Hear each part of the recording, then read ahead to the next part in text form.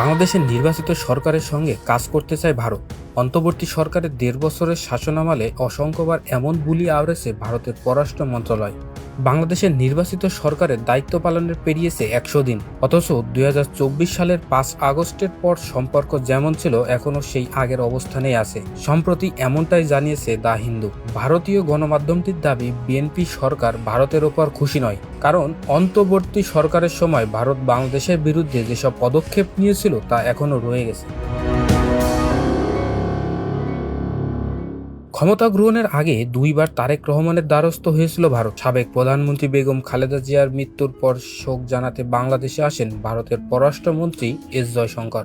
গেল ৩১ ডিসেম্বর তারেক রহমানের সঙ্গে সাক্ষাৎ করেন। আর দ্বিতীয়বার বাংলাদেশের প্রধানমন্ত্রীর দ্বারস্থ হন ভারতের পররাষ্ট্র সচিব বিক্রম মিশ্রি।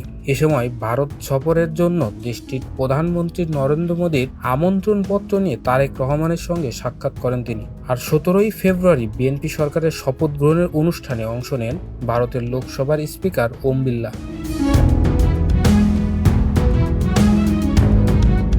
তবে সূত্রের বরাতে দ্য হিন্দু জানিয়েছে, এসব বিষয়ে বিএনপির কাছে পর্যাপ্ত মনে হয়নি। দলটির একটি প্রভাবশালী অংশ মনে করে, নতুন সরকারের সঙ্গে সম্পর্ক উন্নয়নে মোদী প্রশাসনের সদিচ্ছার ঘাটতি রয়েছে, কারণ এই ৩ মাসে আরও বড় কিংবা অপেক্ষাকৃত দৃশ্যমান পদক্ষেপ নিতে পারত ভারত, যার মধ্যে রয়েছে অন্তর্বর্তী সরকারের আমলে জারি করা বিভিন্ন নিষেধাজ্ঞা তুলে নেওয়া কিংবা শিথিল করা।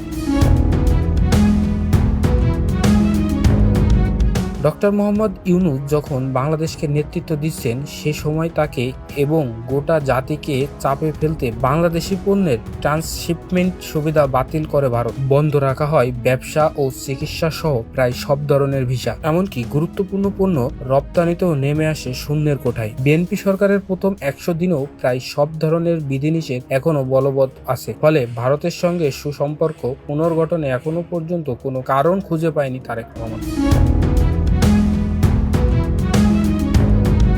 উল্টো পুশিনের মতো ইস্যু তৈরি করে বাংলাদেশের কিছুটা চাপে রাখা হয়েছে। ফলে প্রথম বিদেশ সফরে ভারতের বদলে মালয়েশিয়া ও চীনকে বেছে নেওয়ার পরিকল্পনা করেছেন প্রধানমন্ত্রী তারেক রহমান। এদিকে চলতি মাসের শেষ দিকে প্রধানমন্ত্রী চীন সফরের বিষয়টি নিশ্চিত করেছেন deputy speaker barrister Kaiser Kamal. এ সময় চীন সফর প্রধানমন্ত্রীর দ্বিতীয় বিদেশ সফর হবে বলে উল্লেখ করেন তিনি।